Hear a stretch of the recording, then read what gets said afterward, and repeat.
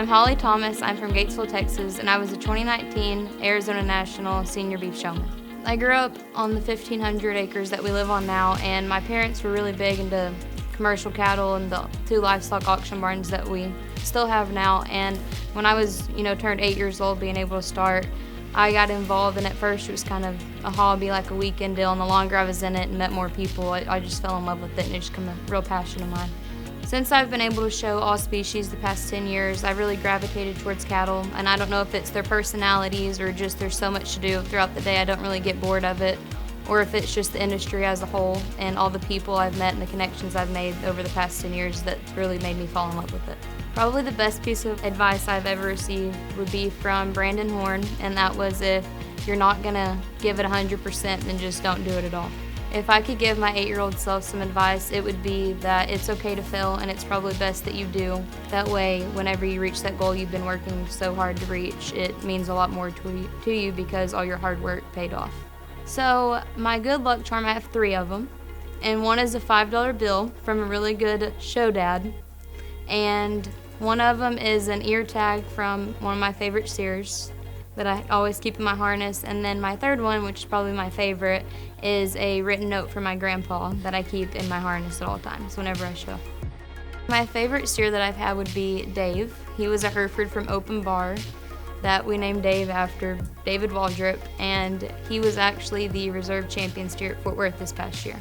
I look up to my mom the most just because she's always been there and supported me 100%. Even if we don't see eye to eye, she's shown me that you can compromise and get kind of what you want and kind of what the other people you're working with want, and just make the best out of every situation. Showmanship is one of my favorite things just because, like I said, if you don't have the best animal, that doesn't matter in showmanship. Or if you have one that's, kind of goofy and you're not really doing showmanship to win, it's getting that calf out there one more time, and it gives you a chance for you and the calf to work together. It shows, everybody else if you've really been working or not. It's kind of the way I see it. So what it takes to be successful in showmanship, I think, would just, that time every day working with them. We're already at the barn working with them every day. I say take them, outside or in the pens or whatever with the show stick, and stick them 15 minutes every day. Get them where you don't even need the show stick. So I've shown at Arizona National just twice, once this past year, and one I think I was in 7th grade, and both times, I've loved it both times. Everybody, there to answer any questions, help with whatever you need, no matter what it is, they're there to help, and it's just really laid back atmosphere, and it's a really great show. And I would recommend it to anybody, no matter how long the drive is. I'm sure friends along the way on the road, stop and lay over, whatever you need to do, but I would really advise everybody going. It's such a great show.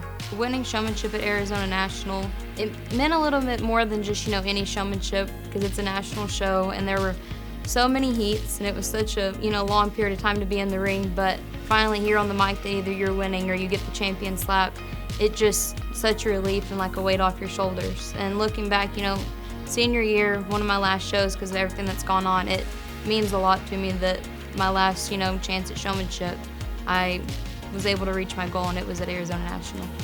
I think the 18-year-old me realizes now that I learned so much more along the way than just, a couple good friends. There's so many connections. It's impacted kind of where I want to go to school and what I want to do with the rest of my life.